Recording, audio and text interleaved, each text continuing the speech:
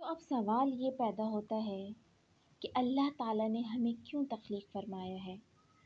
ہم کیوں اشرف المخلوقات بنائے گئے ہیں؟ ہماری زندگی کا مقصد کیا ہے؟ کیا اللہ تعالیٰ نے ہمیں محض اس لیے پیدا فرمایا ہے کہ ہم ان زندگی کی لذتوں میں ڈوب جائیں، بہرہ مند ہوتے رہیں، ان لذتوں کے حصول میں اپنے آپ کو مکمل طور پر جتا دیں؟ کیا صرف ہماری زندگی کا یہی مقصد ہے؟ ہمیں صرف اسی لیے سپیریئرٹی حاصل ہے تمام مخلوقات کے اوپر کہ ہم بھی زندگی میں آئیں، پیدا ہونے کے بعد کھائیں پئیں، تعلیم حاصل کریں، شادی کر کے بچے پیدا کریں اور اس کے بعد اس دنیا سے رخصت ہو جائیں؟ محض اللہ تعالیٰ نے انجوائمنٹ اور انٹرٹینمنٹ کے لیے ہمیں اس دنیا کے اندر بھیجا ہے؟ تو یہ ایک لمحہ فکریہ ہے جو ہم اب جاتے ہیں قرآن کی طرف دیکھنے کے لیے کہ قرآن ہمیں اس سلسلے میں کیا رہنمائی پرووائڈ کرتا ہے، کیا گائیڈنس وہ ہمیں دے رہا ہے۔ سورہ مومنون کی آیت نمبر 115 میں اللہ سبحانہ وتعالیٰ ارشاد فرماتے ہیں، افا حسبتم، کیا تم نے یہ گمان کر لیا ہے، کیا تم یہ سمجھ بیٹھے ہو، انما خلقناکم عبثا وانکم الینا لا ترجعون، کہ ہم نے تمہیں صرف عبث تخلیق کیا ہے اور تمہیں ہماری طرف لوٹ کر نہیں آنا۔ عبث کا لفظ اللہ نے یہاں پر یوز کیا ہے، اللہ سبحانہ و تعالیٰ عبث کا لفظ یوز کر رہے ہیں۔ عبث کے معنی کیا ہیں؟ عین بے سا اس کا روٹ ورڈ ہے جس کے معنی ہیں کسی کام کے ساتھ کھیل کود کو ملا دینا۔ کیا مطلب ہے کھیل کود کو ملا دینا؟ مطلب یہ ہے کہ بے غرض و غایت پیدا کر دینا، بے غرض و غایت تمہیں پیدا کر کے چھوڑ دینا۔ کیا محض اللہ نے اس لیے بنایا ہے؟ تمہاری زندگی کا کوئی پرپس نہیں ہوگا، کوئی مقصد نہیں ہوگا جو تخلیق تمہیں کیا، تمہیں انسان بنایا، تمام مخلوقات پر تمہیں فضیلت دی؟ تو کیا وجہ ہے کہ اللہ نے بس ایسے ہی تمہیں فضیلت دے دی، ایسے ہی تمہارے لیے پیغمبروں کو بھیج دیا؟ کیا چاہتے تھے اللہ تعالیٰ ہم سے؟ تو جب ہم دنیا میں لوگوں کو اس بات کا درس دیتے ہیں کہ دیکھیے زندگی محض کھیل تماشے کے لیے نہیں ہے، صرف لذتوں سے بہرہ مند ہونے کی جگہ نہیں ہے، تو پھر جو دنیا دار قسم کے مٹیریلسٹک ٹائپ کے جن کی زندگی مادہ پرستی کے گرد گھومتی ہے، جنہوں نے زندگی کی لگژریز کو، ان کی انجوائمنٹس کو اپنا جو ہے وہ معبود بنا لیا ہے، ان کا کیا جواب ہوتا ہے؟ سورہ مومنون ہی کی آیت نمبر 37 کا مفہوم یہ ہے کہ وہ یہ کہتے ہیں نہیں نہیں، یہی زندگی ہے بس ہماری دنیا ہی کی زندگی ہے، بس ہم نے مرنا اور جینا ہے اور ہم ہرگز دوبارہ نہیں اٹھائے جانے والے، یعنی ہم اس دنیا میں آ گئے، یہی ہماری زندگی ہے، ہم نے یہاں فل انجوائے کرنا ہے، انٹرٹین کرنا ہے اور پھر مر جانا ہے۔ ہمیں دوبارہ کوئی نہیں اٹھائے گا، ہمیں دوبارہ کوئی نہیں پوچھے گا، ہم سے کوئی سوال جواب نہیں کیا جائے گا۔ یہ تو وہ لوگوں کی ذہنیت ہے جو مادہ پرستانہ زندگی اور سوچ رکھتے ہیں، لیکن جو لوگ مسلمان اپنے آپ کو کہلاتے ہیں، بڑا مذہبی کہلاتے ہیں، ان کی زندگیوں کا بھی اگر آپ جائزہ تو یہی جواب آپ کو وہاں سے ملے گا کہ قولاً تو وہ اقرار کرتے ہیں کہ ہاں جی ہمیں اٹھنا ہے، آخرت میں جواب دینا ہے، لیکن عملاً ان کی زندگیوں میں آپ کو کہیں پر بھی آخرت کی تیاری نظر نہیں آئے گی۔ وہ عملی طور پر آخرت کو یکسر فراموش کر رہے ہیں۔ اور بار بار میں یہ کہہ رہی ہوں کہ ہمارے ایوریج گھرانوں کا یہ حال ہے، ہمارے ان گھرانوں کا یہ حال ہے جو اپنے آپ کو بہت اسلامی گھرانہ کہتے ہیں، کہ آج وہ بھی زندگی کی لگژریز کے بغیر زندہ رہنے کے لیے تیار نہیں ہیں۔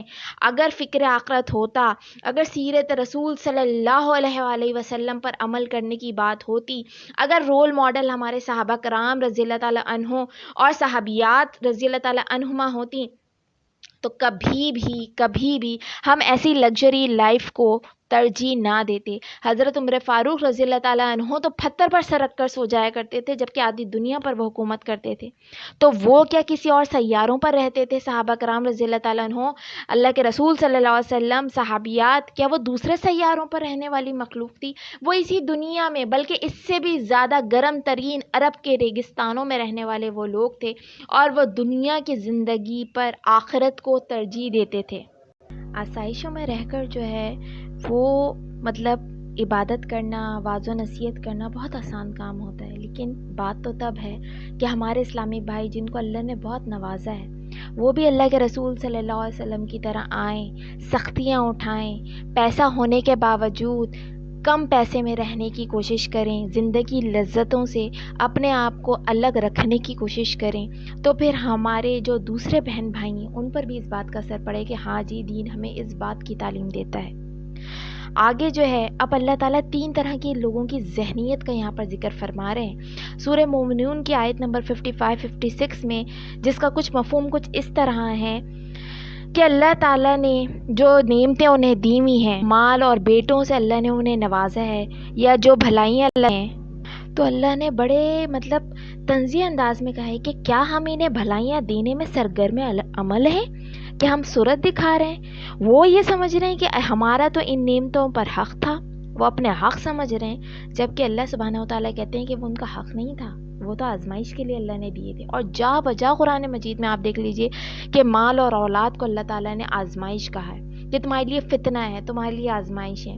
تو جنہیں آج نوازا گیا ہے وہ کہتے ہیں کہ دیکھو ہم تو اللہ کی صحیح سے عبادت بھی نہیں کرتے، بڑے فخر کے ساتھ وہ کہتے ہیں، لیکن اس کے باوجود دیکھو اللہ نے ہمیں کتنا نوازا ہے، تو کیونکہ یہ ہمارا حق تھا۔ اس کے برعکس ایک دوسرے طرح کے لوگوں کی ذہنیت اللہ تعالیٰ جو ہے بیان کریں سورہ قصص کی آیت نمبر 79 کے اندر، بڑے خوبصورت پیرائے کے اندر اللہ تعالیٰ نے ایسے لوگوں کی نفسیات کا ذکر کیا، اور یہ ایسے لوگ ہمارے ارد گرد بہت بڑی تعداد میں آپ کو نظر آئیں گے، بہت بڑی تعداد کے اندر، کہ جب کسی سامنے والے کو وہ دیکھتے ہیں بڑا ہائی جنٹری لیول کا بندہ ہے، بڑا ویل آف ہے، بڑا شو آف کرنے والا ہے، بڑا اللہ نے اس کو دولت اور پیسہ دیا ہے، یا کسی ہم فلمی اداکاروں کو دیکھ لیں یا کسی بھی پرسنالٹی کو XYZ دیکھ لیں، تو ہمارے دل میں فوراً خیال آتا ہے کاش ایسا گھر میرا بھی ہوتا، کاش مجھے بھی اللہ تعالیٰ ایسی نعمتیں دیتا جو سامنے والے انسان کو اللہ نے دی ہیں۔ تو ایسے میں اللہ تعالیٰ بتا رہے ہیں سورہ قصص کی آیت نمبر 79 میں کہ دیکھو ایسی ذہنیت کے لوگ وہ ہیں جو قارون کے ساتھی تھے۔ جب قارون اپنے لاؤ لشکر کے ساتھ نکلا تھا تو بعض لوگوں نے اس کے لشکر کو اور اس کے خزانوں کو دیکھ کر کہا تھا کہ کاش ہمیں بھی ایسا کچھ نصیب ہوتا۔ تو اللہ نے فرمایا کہ دیکھو ایسی خواہش رکھنے والوں کے سامنے قارون کا ہم نے کیا انجام کیا، کس طریقے سے وہ زمین کے اندر اپنی دولت کے ساتھ دھسا دیا گیا۔ اس کے علاوہ ایک تیسرے قسم کی ذہنیت اللہ سبحانہ وتعالیٰ ارشاد فرماتے ہیں کہ ہماری ذہنیت ہونی کیا چاہیے۔ آپ دیکھیے کہ کتنے خوبصورت انداز میں اللہ تعالیٰ ایک مومن کا مزاج بنا رہے ہیں، ہماری گروتھ کر رہے ہیں، ہماری نشو نما کر رہے ہیں، ہماری تربیت کر رہے ہیں۔ سورہ طٰہٰ کی آیت نمبر 131 میں اللہ تعالیٰ ارشاد فرماتے ہیں، جس کا مفہوم کچھ یہ ہے کہ آپ نظر اٹھا کر بھی نہ دیکھیں اس کی طرف جو ہم نے ان میں سے مختلف قسم کے لوگوں کو سر و سامان دیا ہے۔ یہ ذہنیت اللہ تعالیٰ دے رہے ہیں ان مومنین کو جو اللہ کا حکم مانتے ہیں کہ دنیاوی ساز و سامان ہم نے جن لوگوں کو دیا ہوا ہے آپ ان کی طرف نظر بھی نہ اٹھائیں۔ دعا مانگنا بہت دور کی بات، خواہش کرنا بہت دور کی بات، تو اللہ کہہ رہے ہیں کہ ان کی طرف خواہش کرنا تو بہت دور کی بات، ان کی طرف آپ نے نظر اٹھا کر بھی نہیں دیکھنا ہے، اس لیے کہ اللہ نے ان کو جو دنیا میں دیا ہے بس محض آزمائش کے لیے دیا ہوا ہے۔ تو بات مختصراً یہ کہ انسان جو ہے نا وہ محض اپنی خواہشات نفس کے پیچھے چل رہا ہے، صرف اور صرف اپنی خواہشات نفس کے پیچھے۔ جیسا کہ میں نے ابھی بار بار کہا کہ میرا جو موضوع ہے وہ ماڈرن لوگ تو ہیں ہی نہیں، میرے موضوع میں میری بحث میں وہ لوگ شامل نہیں ہیں۔ میں ان لوگوں سے بات کر رہی ہوں جو ایوریج گھرانے کے لوگ ہیں، جو بلو ایوریج ہیں، جو اپنے آپ کو اسلامی کہتے ہیں، دینی کہتے ہیں، یہ ان لوگوں کی ذہنیت بتا رہی ہوں کہ آج وہ صرف اپنی خواہشات نفس کے پیچھے چل رہے ہیں۔ تو بہت خوبصورت انداز میں اللہ تعالیٰ نے کہا ہے سورہ انبیاء کی سورہ مومنون کی آیت نمبر 71 میں کہ اور اگر حق ان کی خواہشات کے پیچھے چلتا نا، یعنی جو خواہشات ان انسانوں نے اپنے دلوں میں بسا رکھی ہیں، اگر حق جو ہے اگر ان کی خواہشات کے پیچھے چلتا تو زمین اور آسمان اور جو کچھ ان میں ہے سب میں فساد برپا ہو جاتا۔ یعنی انسان کی خواہشات ختم نہیں ہوتی، وہ حق کو تباہ و برباد کر کے رکھ دیتے، زمین و آسمان کو جو کچھ اس کے درمیان تھا سب کو تباہ و برباد کر دیتے۔ اسی طرح سورہ انبیاء کی آیت نمبر 44 میں دیکھیے 44 کے اندر کے ایک اور طرف جو ہے اللہ تعالیٰ ایک اور پیرائے کے اندر اس بات کو سمجھانے کی کوشش کر رہے ہیں کہ دیکھو ہم نے ان کو اور ان کے باپ دادا کو سامان حیات دیا، یہاں تک کہ ان کی عمریں لمبی ہو گئیں، تو کیا وہ دیکھتے نہیں ہیں کہ بلا شبہ ہم زمین کو اس کے اطراف سے گھٹاتے آ رہے ہیں، تو کیا وہی غالب آنے والے ہیں؟ آپ دیکھیے کہ کتنا کھول کر اللہ تعالیٰ نے واضح الفاظ میں بیان کر دیا یہاں پر کہ دیکھیں آج اتنی جدید ترقی یافتہ دور میں کہ انسان چاند پہ کہتے ہیں پہنچ گیا، مریخ پر پہنچ گیا ہے، جیمس ویب اس نے بنا لیے، ناسا کے ادارے کام کر رہے ہیں، سیٹلائٹس پر چلا گیا، لیکن آج اتنی ہماری عمریں ہونے کے باوجود، سامان حیات ہونے کے باوجود، جدید ٹیکنالوجی ہونے کے باوجود، ہم جو ہے وہ اللہ کی گرفت سے آزاد نہیں ہو سکے۔ ہماری ہر کامیابی موت کی بند گلی پر جا کر ختم ہو جاتی ہے۔ ایک موت کی بند گلی ہمارے انتظار میں ہے، منتظر ہماری۔ آپ دیکھ لیجئے جس طریقے سے آج سیلاب اور طوفان تباہی مچا رہا ہے، پورا پاکستان اس وقت اس کی لپیٹ میں موجود ہے۔ جس طریقے سے سونامی آیا، طوفان کے پاس صرف اور صرف 8 منٹ تھے، اس نے اندازہ لگا لیا تھا کہ سونامی جو ہے اب اسے تباہ و برباد کر کے رکھ دے گا۔ اس 8 منٹ کے اندر وہ اپنے آپ کو بچا نہ سکے۔ اتنی بڑی بڑی عمارتیں، اتنی اونچی منزلیں جو ہیں وہ انہوں نے بنا رکھی تھی، ایک لمحے کے اندر پوری کی پوری تہس نہس ہو کر رہ گئیں۔ آپ دیکھیں کہ کتنی زیادہ اونچائی تھی ان لہروں کی کہ وہ اتنی اونچی منزلوں تک جا کر انہوں نے ان منزلوں کو تہو بالا کر دیا زمین میں۔ آج ان کا نام و نشان کہیں نہیں ہے۔ اگر آپ جو ہے چائنا کے حالات دیکھ لیں، آپ پچھلے دنوں ترکی کے حالات دیکھ لیں، جگہ جگہ قدرتی طور پر آگ لگ رہی ہے جنگلات کے اندر۔ کس طریقے سے یہ آگ لگ رہی ہے؟ جو ٹھنڈے ممالک ہیں، برطانیہ، امریکہ وغیرہ، آج وہ گرم ترین درجہ حرارت کی سطح لے کر بیٹھے ہوئے ہیں، پریشان ہیں گرمی سے۔ خشک سالی وہاں پر تیزی سے بڑھ رہی ہے۔ جو ہمارے ایشیائی ممالک ہیں وہ شدید سیلاب اور طوفان کی لپیٹ میں ہیں۔ کین یو امیجن دس کہ کیوں آ رہے ہیں؟ آپ نے کبھی ریئلائز کیا کہ کیا وجوہات ہیں جو اتنی زیادہ تبدیلیاں رونما ہو رہی ہیں؟ آج بھی ہم بڑے تسلی کے ساتھ بیٹھے ہیں، جی اللہ کی آزمائش ہے۔ اللہ کی آزمائش ہی ضروری ہے کہ اللہ کا عذاب نہیں ہو سکتا یہ سب کچھ؟ کیا ہمارے اعمال ایسے نہیں ہیں کہ ہم اللہ کے عذاب کو دعوت دے رہے ہیں؟ اللہ سبحانہ و تعالیٰ بار بار قرآن مجید میں کہتے ہیں کہ کتنی قومیں تم سے پہلے گزر چکی ہیں، کیا تم زمین میں چل پھر کر نہیں دیکھتے کہ وہ تم سے کہیں زیادہ قوت میں، طاقت میں، عقل و بصیرت میں تم سے زیادہ بڑے ہوئے تھے، لیکن جب اللہ کا عذاب آیا تو آج ان کا نام لیوا بھی دنیا میں کوئی نہیں ہے، ملیہ میٹ کر کے اللہ نے رکھ دیا۔ آج آپ دیکھیے کہ ہم نے اپنے مقصد زندگی سے انحراف کیا، ڈیویٹ کیا، تو ہم جو ہے اللہ کے عذاب کو للکار رہے ہیں، ہم اللہ کے جلال کو للکار رہے ہیں۔ آج جو سندھ کے زیادہ تر علاقے ڈوبے ہوئے ہیں، دادو اٹھا لیں، ٹھٹا اٹھا لیجئے، سکر ہے، حیدرآباد ہے، جامشورو ہے، سیون کا مقام ہے، آپ دیکھ لیجئے سب پانی کی زد میں آئے ہوئے ہیں۔ آپ نے غور کیا ریزن کیا تھا؟ شرک کے اڈے بنے ہوئے تھے یہ۔ اللہ نے جو انسان کو زندگی میں مقصد دیا، اس مقصد سے انحراف کا نتیجہ تھا۔ عبودیت کرنے لگے ایک اللہ کو چھوڑ کر ان لوگوں کی جو نہ انہیں نفع دے سکتے تھے نہ نقصان۔ جب انسان ڈیویٹ کرتا ہے اپنے مقصد سے تو پھر اسی طرح کے زلزلے اور طوفان ایک لمحے، ایک مدت تک اللہ تعالیٰ مہلت دیتا ہے، قانون امہال ہے اللہ کا، لیکن جب مہلت کا قانون پورا ہو جاتا ہے تو پھر اسی طریقے سے سیلاب، طوفان اور پتہ نہیں نہ جانے کتنی قسم کے عذاب اللہ تعالیٰ کے پھر نازل ہوتے ہیں۔ آج کیوں نہیں کوئی بابا اٹھ کر اس جگہ کو بچا لیتا ہے جس کی لوگ پوجا کرتے ہیں، جس کی زیارتیں کرتے نہیں تھکتے، جن کے نظر و نیاز کے چڑھاوے چڑھاتے ہوئے نہیں تھکتے، جن کی ڈوریاں اور تعویذیں گلے میں اور پیروں میں باندھتے ہوئے نہیں تھکتے؟ آج وہ بابا کیوں خبروں میں سوئے لیٹے ہوئے ہیں؟ کیوں آ کر آج اپنی بستی کو بچاتے نہیں؟ پورا سیون اس وقت سیلاب کی زد میں ہے، اور جتنے بھی علاقے زد میں آئے ہیں، ظاہر سی بات ہے بروں کے ساتھ اچھے بھی انسان پستے ہی ہیں۔ میں یہ نہیں کہہ رہی سارے انسان جو ہیں اس طریقے کے ہیں، لیکن ریزنز ڈھونڈیں کہ یہ آزمائش ہے یا عذاب ہے، کیا چیز ہے یہ اس وقت جو تھمنے کا نام نہیں لے رہی، جو رکنے کا نام نہیں لے رہی، جو ابھی بھی لوگوں کو خواب غفلت سے جگا نہیں رہی۔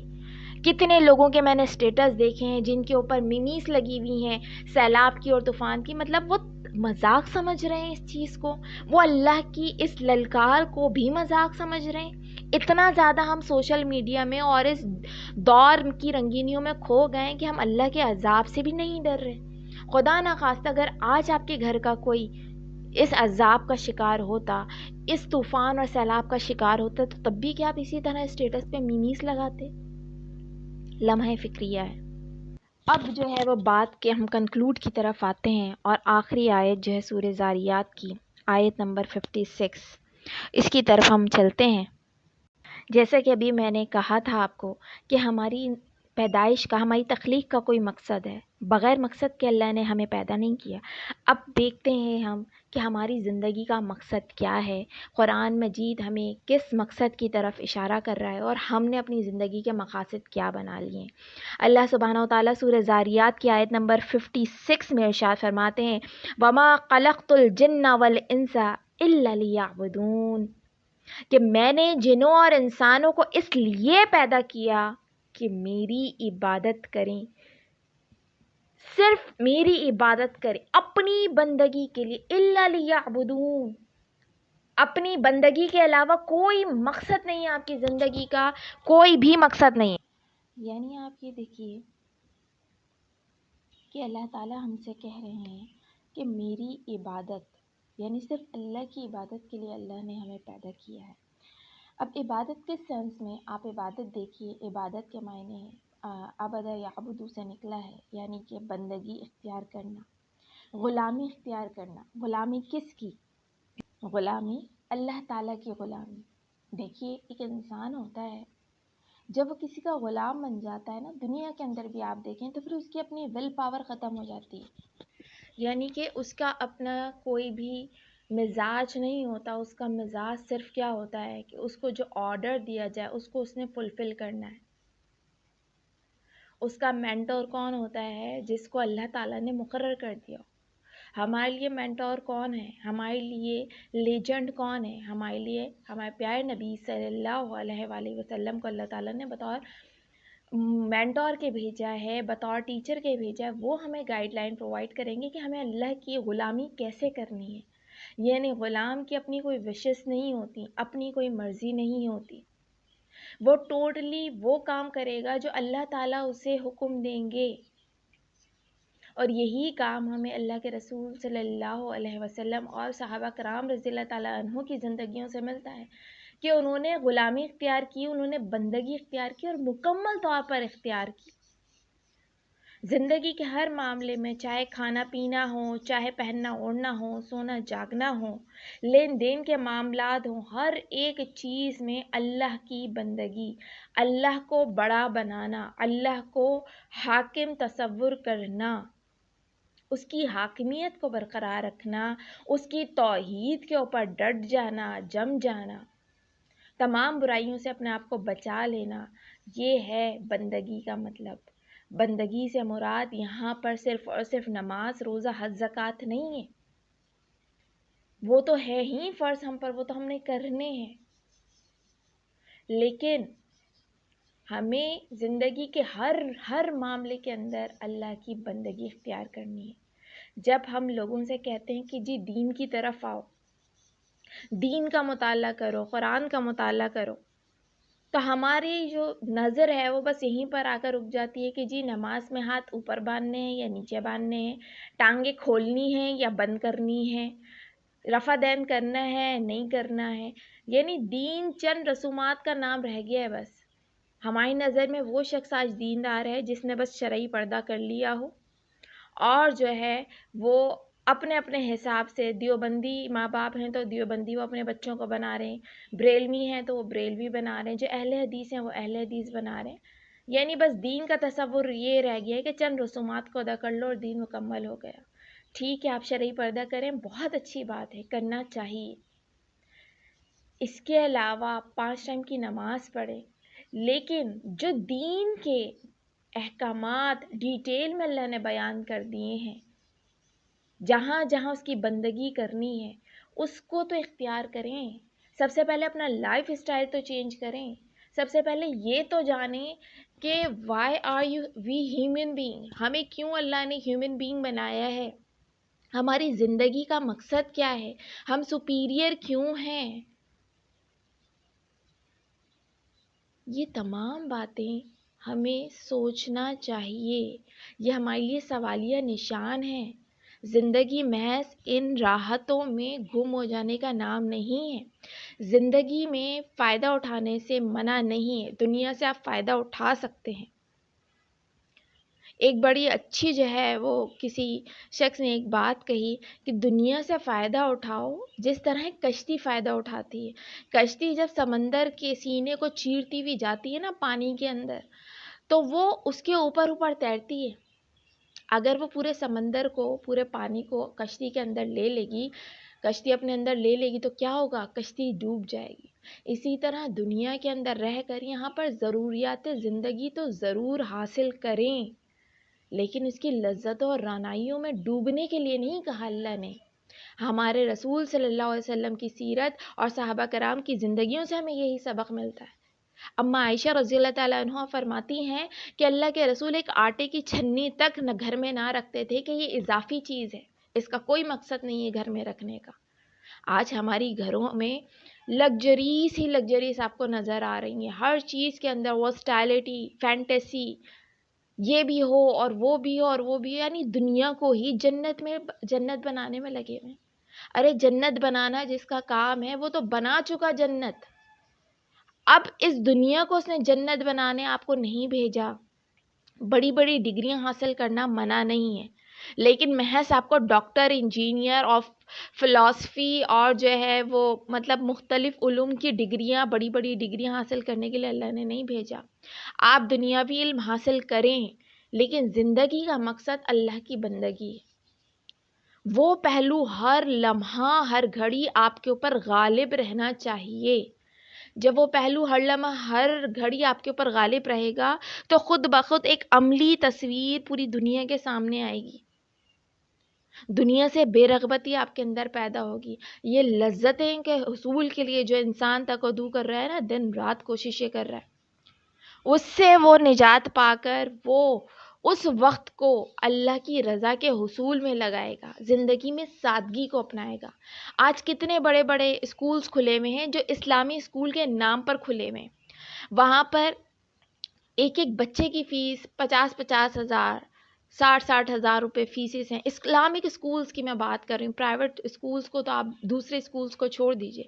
اور وہاں پر کون لوگ تعلیم دلوا رہے ہیں؟ وہاں پر وہ لوگ تعلیم دلوا رہے ہیں جو بڑے بڑے اسلامی گھرانوں سے تعلق رکھنے والی مائیں ہیں، خواتین ہیں. آپ کے بیٹے اگر ان اسکولوں میں پڑھیں گے تو کیا بہت بڑے عالم بن کر وہاں سے نکلیں گے؟ کیا بڑے ویل پالش مسلمان نکلیں گے؟ کیا مقصد ہے اتنے بڑے بڑے اسکولوں میں پڑھانے کا؟ یہ اسراف نہیں ہے تو کیا ہے؟ کیا یہ زندگی کا مقصد بنا کر اللہ نے آپ کو بھیجا ہے ماں کے طور پر کہ آپ بحیثیت ماں اس طریقے سے پیسہ اڑائیں؟ یعنی کہ پیسہ اللہ نے آپ کو اتنا دے دیا کہ اب آپ کو سمجھ نہیں آ رہا خرچ کہاں کرنا ہے. تو زندگی میں میانہ روی اختیار کرنا بے انتہا ضروری ہے.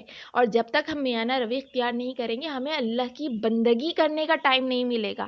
آج ہمارے اپنے جو ہے اگر ہم زندگی کا جائزہ لیں، صرف ایک دن کی زندگی کا، صرف ایک دن کی 24 گھنٹے کی زندگی کا اگر ہم جائزہ لیں تو ہمیں سمجھ میں آ جائے کہ اللہ ہماری زندگی میں کہاں ایگزسٹ کر رہا ہے 5 ٹائم کی نماز کے وقت. اللہ ہماری زندگی میں کہاں ایگزسٹ کر رہا ہے 5 ٹائم کی نماز کے علاوہ کہیں پر بھی نہیں. اللہ کے رسول صلی اللہ علیہ وسلم کی سیرت پر جو ہم اپنی جانیں نچھاور کر رہے ہیں کہ جی اللہ کے رسول، بے شک اللہ کے رسول مومنوں پر ان کی جانوں سے بھی زیادہ حق رکھتے ہیں. لیکن عملی طور پر کیا رسول صلی اللہ علیہ وسلم کی سیرت ہمیں اس بات کی تعلیم دے کر گئی؟ کہاں ہے ہماری زندگیوں میں رسول صلی اللہ علیہ وسلم کی سیرت؟ کہاں ہے ہمارے گھروں میں ان کی طرح سیرت؟ اللہ کے رسول صلی اللہ علیہ وسلم تو جب تک صدقہ و خیرات نہ کر دیتے تھے پورا کا پورا پیسہ، وہ تو گھر میں آ کر سوتے نہ تھے. آج کیا ہماری تجوریوں میں پیسہ ڈپازٹ نہیں ہے؟ کیا مستقبل کی فکر ہمیں نہیں کھائی جا رہی؟ کیا بچوں کو بڑے سے بڑے عہدے پر پہنچانے کے لیے ماں باپ دونوں، ماں بھی اور باپ بھی، دن رات ایک نہیں کر رہے؟ حالانکہ آج ایک باپ جاہل سے جاہل باپ بھی ہونا تو وہ اتنا ضرور کما رہا ہے کہ دال روٹی کھا کر اس کے گھر والے زندہ رہ سکتے ہیں، لیکن زیادہ سے زیادہ پیسے کی ہوس نے ہمیں گدھ بنا دیا ہے۔ گدھ کی مانند ہم ہو گئے ہیں کہ چاہے ہمیں حلال ملے یا حرام ملے، جس طریقے سے گدھ جو ہوتے ہیں نا وہ ٹوٹ پڑتے ہیں، چاہے مردہ لاش کسی بھی طرح کی ہو، چاہے وہ مسلمان کی ہو یا ہندو کی ہو، اسے اگر مل جائے وہ ٹوٹ پڑتے ہیں۔ اسی طریقے سے آج مسلمانوں کا حال یہ ہے کہ وہ جو مال آ رہا ہے، چاہے وہ حلال طریقے سے آ رہا ہے یا حرام طریقے سے آ رہا ہے، ہمیں تو یہ بھی نہیں پتا کہ ہم کن کن طریقوں سے مال کو حرام کر رہے ہیں، اپنی حلال روزی کو حرام کر رہے ہیں، کیونکہ ہم اللہ کی عبودیت سے آنکھیں پھیر چکے ہیں، آنکھیں بند کر لی ہم نے۔ اس لیے بس پیسے کی ہوس ہمارے دلوں میں جگہ کر چکی ہے، اور ہم چاہتے ہیں کہ بس ہمیں جو مل جائے اس دنیا ہی میں مل جائے۔ تو دیکھیے، انسان زندگی میں اپنے پیدائش کے مقصد کو نہ بھولے، اور پیدائش کا مقصد اللہ نے واضح طور پر یہاں بیان کر دیا کہ وَمَا خَلَقْتُ الْجِنَّ وَالْإِنسَ إِلَّا لِيَعْبُدُونَ، کہ ہمیں اللہ کا غلام بن کے رہنا ہے، اپنی پسند ناپسند، اپنی خواہش اور جو ہے وہ اپنی چاہتیں، اپنی لذتیں، اپنی رعنائیاں، ان سب کو اللہ کے آگے قربان کرنا ہے۔ یہی طرز عمل تھا صحابہ کرام کی زندگیوں کا، کہ دیکھیے حضرت عمر فاروق کے زمانے میں انہوں نے آدھی دنیا پر حکومت کی، لیکن اس کے باوجود ان کا طرز زندگی دیکھیں، کہاں ہیں وہ سیرتیں جن پر ہمیں عمل کرنا ہے، رول ماڈل کے طور پر ہمیں پیش کی گئی ہیں۔ تو جب یاد رکھیے انسان اپنی زندگی کے مقصد کو سمجھ جاتا ہے، جب ایک عورت گھر میں رہتے ہوئے اپنی زندگی کے مقصد پر توجہ دے گی نا، کہ ٹھیک ہے اللہ نے مجھ پر فرائض رکھے ہیں کہ مجھے شوہر کی بھی خدمت کرنی ہے، بچوں کو بھی مجھے جو ہے ان کی تربیت کرنی ہے، گھر کے دیگر امور خانہ داری بھی انجام دینے ہیں، لیکن ان سب پر سب سے زیادہ جو بڑی فوقیت حاصل ہے وہ میرے رب کے ساتھ تعلق کو ہے، تو وہ اپنے کاموں کو آسان سے آسان کر کے جلد از جلد ختم کرنے کی کوشش کرے گی، نہ کہ وہ نت نئے پکوانوں کی جدوجہد کے اندر پورا دل لگائے گی، نہ کہ وہ اپنے اولاد کو ایک مثالی مسلمان بنانے کے بجائے، ان کی تربیت ایک مسلمان کے طور پر کرنے کے بجائے، وہ بڑے بڑے ماڈلز جو ہے ان کو رول ماڈل بنائے گی کہ جی میرا بچہ جو ہے فلاں آئیکن کی طرح بن جائے، میرا بچہ جو ہے فلاں چیز کا پائنیئر بن جائے، وہ مسلمان ہونے کی حیثیت سے اس کی تربیت کرے گی، وہ اپنے گھر کے کاموں میں سادگی اختیار کرے گی کہ کم سے کم آرائش کی چیزیں اس کے گھر میں موجود ہوں، تاکہ صفائی و ستھرائی جلد از جلد مکمل ہو سکے اور وہ ان جھنجھٹوں سے آزاد ہو کر اپنے رب کے ساتھ تعلق کو مضبوط کر سکے۔ یہ ہوتی ہے ایک مثالی ماں۔ اسی طرح مرد کی ذمہ داری بھی یہ ہے کہ وہ اپنے آپ کو مکمل طور پر صرف اور صرف پیسہ کمانے کے حصول میں مت جتا دے، وہ اتنا کمائے کہ اس کے گھر کی ضروریات پوری ہو جائیں، رزق حلال کمائے اور اپنے بیوی بچوں کو پیٹ بھر کر کھانا دینے اور ان کو تن پر کپڑے دینے، چھت دینے کی جو ہے وہ سہولیات پرووائڈ کر سکے۔ اگر وہ اتنی محنت کرتا ہے تو اس کے باوجود بھی اس کے پاس اتنا ٹائم ہوگا کہ وہ اپنے کام سے فراغت کے بعد اپنے رب کے ساتھ تعلق کو جوڑ سکتا ہے۔ صحابہ کرام رضی اللہ تعالیٰ عنہ کی زندگیوں کو دیکھ لیں کہ وہ دن بھر گھوڑوں کی پیٹھوں پر سوار رہتے تھے حالت جنگ میں، اور رات بھر اپنے رب کے آگے سجدے کرتے تھے۔ یہ تھی زندگی ان کی، کیونکہ انہیں پتا تھا کہ دنیاوی چیزوں کے اندر وہ اپنے رب کے ساتھ تعلق کو نہیں چھوڑ سکتے، اور جنگ تو پھر حالانکہ تھا ہی ایک دینی شعار، ایک دینی عمل، اس کے باوجود پھر بھی وہ اپنے سجدے جو ہے اس کو اصل عبادت اپنے رب کے ساتھ تعلق کو جوڑنے کی سمجھ کر دن بھر بھی حالت جنگ میں، حالت عبادت میں ہے، لیکن رات میں مزید خصوصی عبادت کے طور پر سجدوں میں ہے۔ ہماری جو نوجوان نسل ہے وہ زندگی کو اگر ان لذتوں سے، جن لذتوں کے اوپر میں نے بات کی ہے، اس پر نظر ڈالنے کے بجائے اگر اپنے رب کے ساتھ تعلق کو مضبوط کرنے میں اپنی زندگی کے مقصد کو سمجھ جائیں گی کہ میری زندگی کا مقصد صرف اور صرف اپنے رب کا بندہ اور غلام بننا ہے، تو وہ دنیاوی تعلیم بھی حاصل کریں گی، لیکن ان فضول چیزوں سے لذت حاصل کرنے کے بجائے وہ اپنا رشتہ، اپنا تعلق اس قرآن مجید کے ساتھ جوڑیں گی، اور اپنے جو سرکلز ہیں ان کے اندر اس تعلیم کو آگے پھیلانے کی کوشش کریں گی۔ ان کو لذت کس میں ملے گی؟ اس قرآن کی تعلیم میں ان کو لذت حاصل ہوگی۔ ان کو سکون میسر نہیں ہوگا جب تک وہ اس کو پڑھ نہ لیں، اس کو سمجھ نہ لیں، اس کی ایک آیت کو ہی کیوں نہ دوسروں تک پہنچا نہ دیں۔ جب ان کی لذتوں کا مرکز و محور یہ قرآن مجید ہو جائے گا تو وہ دنیا میں بھی کامیاب ہو جائیں گے اور وہ آخرت میں کامیاب ہو جائیں گے۔ تو ہمارے بچوں کا یہاں پر قصور نہیں ہے، ہماری ان ماؤں کا قصور ہے جو تربیت اس نہج پر کر رہی ہیں کہ بچوں کا ماحول دینی ماحول ہی نہیں بن پا رہا، ہمارے گھرانے دینی گھرانے ہی نہیں بن پا رہے۔ ہم اسراف سے بچنے کے لیے تیار نہیں ہیں، ہم سیر و تفریح اور جو ہے زندگی کی لذتوں سے کنارہ کشی اختیار کرنے کے لیے تیار نہیں ہیں، ہم سادگی اختیار کرنے کے لیے تیار نہیں ہیں، ہم اپنی زندگی کے مقصد کو سمجھنے کے لیے تیار نہیں ہیں۔ دیکھیے، جب ایک انسان اللہ کی مرضی کے مطابق اس کی بندگی اختیار کرتا ہے تو اللہ تعالیٰ ایسے شخص کو کہتے ہیں ادخلوها بالسلام، کہ داخل ہو جائیے سلامتی کے ساتھ۔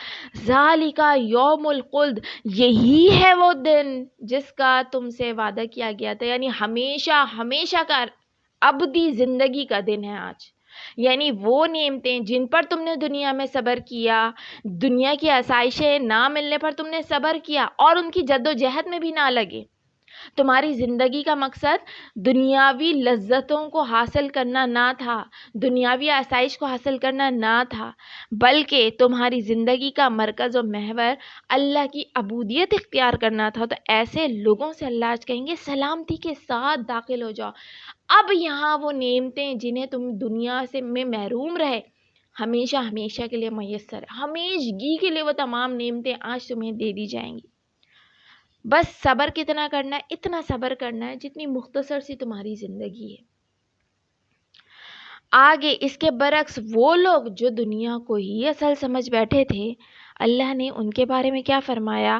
وہ کہے گا، کتنی مطلب آپ دیکھیے کیسے اللہ نے منظر کشی کی ہے کہ وہ کہے گا یقول یا لیتنی، اے کاش اے کاش اے کاش، قدمت لی حیاتی، کہ کاش میں نے آگے کی زندگی کے لیے کچھ بھیجا ہوتا۔ وہ لوگ جو دنیا کو جنت بنانے میں لگے رہے، دنیاوی لذتوں کے حصول میں لگے رہے، دنیاوی خواہشات کے حصول میں لگے رہے، بے فائدہ علم کے پیچھے لگے رہے، بے فائدہ چیزوں کے پیچھے لگے رہے، وہ کہے گا کاش اے کاش اے کاش کہ میں نے اپنی اس زندگی کے لیے آگے کچھ بھیجا ہوتا۔ تو یاد رکھیے دوستوں کہ کامیاب وہی شخص ہے جو اللہ کی بندگی اختیار کرتے ہوئے دنیاوی لذتوں سے اپنے آپ کو بچاتا ہے، اس کا مطمع نظر مرکز و محور اللہ کی رضا کا حصول ہوتا ہے۔ اور جیسے میں نے آپ کو جاپان کی پوری سامنے آپ کے سامنے جاپان کے حوالے سے جو نکات رکھے کہ اتنا ترقی یافتہ ملک، یعنی جس کو کنگ آف ٹیکنالوجی کہا جا رہا ہے، زندگی کی ہر سہولت، اگر ہم سمجھتے ہیں کہ زندگی کا مقصد ان آسائشوں کا حصول ہے، اس دولت کا، اس شہرت کا، اس جدیدیت کا حصول ہے، تو دیکھیے جاپان میں سب کچھ موجود ہے۔ اس کے باوجود جاپان ٹاپ لسٹڈ لوگوں میں آ رہا ہے، ممالک میں آ رہا ہے جہاں پر سوسائڈ ریٹ حد سے زیادہ انکریز ہو چکا ہے۔ لیکن وہیں پر آپ دیکھیے کچھ لوگ ایسے بھی موجود ہیں جنہوں نے اس بات کو سمجھ لیا کہ سکون صرف اور صرف اللہ کی بندگی اختیار کرنے میں ہے، ان معبودان باطلہ کی پرستش میں نہیں ہے۔ جاپان میں بدھزم بہت زیادہ جو ہے وہ موجود ہے، بہت زیادہ لوگ وہاں پر بدھا کی جو ہے وہ پرستش کرتے ہیں۔ انہوں نے جان لیا کہ یہ تمام چیزیں، دولت، شہرت، عزت، مقام، مرتبہ، جدیدیت، یہ معبودان باطلہ کی پرستش انہیں سکون پرووائڈ نہیں کر سکتی۔ اگر کوئی چیز ہے سکون پرووائڈ کرنے والی تو وہ صرف اور صرف کس کی ذات ہے؟ وہ ایک اللہ ہی کی ذات ہے۔ اب آپ دیکھ لیجئے، Islam becomes the first fastest growing religion in Japan. اللہ اکبر! یہ سروے رپورٹ میں آپ کے ساتھ شیئر کر رہی ہوں جو ریسنٹلی جو ہے وہ شائع کی گئی کہ Islam becomes the fastest growing religion in Japan, کہ تیزی سے پھیلنے والا جو دین ہے وہ جاپان کے اندر وہ اسلام بن چکا ہے. The Economics reported that the number of Muslims in Japan is significantly increasing. Economics report جو ہوتی ہے نا وہ بڑی ریلائبل تصور کی جاتی ہے وہاں پر. آپ دیکھ لیجئے وہ ان کی رپورٹ یہ ہے کہ دن بہ دن تیزی کے ساتھ مسلمانوں میں وہاں پر اضافہ ہوتا جا رہا ہے. جاپانی تیزی کے ساتھ مسلمان ہوتے جا رہے ہیں. From the past 10 years the number is more than double. پچھلے 10 سالوں میں جاپان میں مسلمانوں کی تعداد ڈبل ہو چکی ہے. ان 2010 the statistics show the number of Muslims worshippers in Japan to be 110,000. 2010 کے اندر مسلمان جو ہوئے، جاپنیز مسلمان جب ہوئے تو وہاں پر 110,000 تھے. But at the end of 2019 it is increased to 230,000. آپ دیکھیے 10 سال کے قلیل عرصے کے اندر جو 1,10,000 جاپنی مسلمان ہوئے تھے وہاں پر اب ان کی تعداد 2,30,000 ہو چکی ہے. اور یہ تو وہ ہے جو کاؤنٹنگ میں آ گئے، ورنہ انکاؤنٹیبل تو آئی ڈونٹ نو کہ کتنے ہوں گے وہاں پر. اینڈ دا بڑی چیز کیا ہے کہ the country in order to facilitate Muslims during their prayer consist of more than 110 mosques. 110 مسجدیں جو ہیں وہاں حکومت نے ان لوگوں کو جاپنیز کو پرووائڈ کی ہیں ماشاء اللہ سے، جہاں پر جاپانی جا کر اپنی پریئرس ادا کرتے ہیں بحیثیت مسلمان. تو یہ ہمارے سامنے ایک ایگزامپل ہے ایک کنٹری کی کہ دیکھیے وہاں کے آپ نے لائٹ اینڈ ڈارک تمام پہلو دیکھے، نیگیٹو اینڈ پازیٹیو تمام پہلو دیکھے، لیکن آخر میں کنکلوڈ کیا ہوا کہ انسان کتنا ہی آزاد کیوں نہ ہو جائے، کتنی ہی ترقی کیوں نہ کر لے، لیکن اس کے لیے اگر کسی چیز میں سکون ہے تو وہ صرف اور صرف ایک اللہ کی عبودیت کے اندر. اللہ تعالیٰ سے دعا ہے کہ اللہ تعالیٰ ہمیں علم نافع عطا فرمائے، اس پر عمل کرنے کی توفیق عطا فرمائے.